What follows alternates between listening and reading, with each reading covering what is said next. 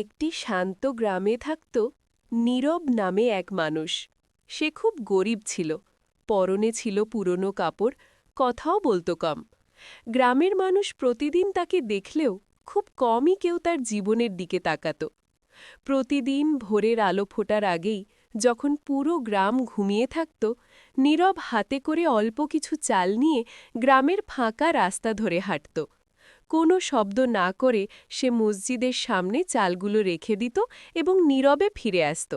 সে কখনো জানতে চাইত না কে সেই দান পাবে, আর কখনোই কারো কাছে কৃতিত্ব দাবি করত না।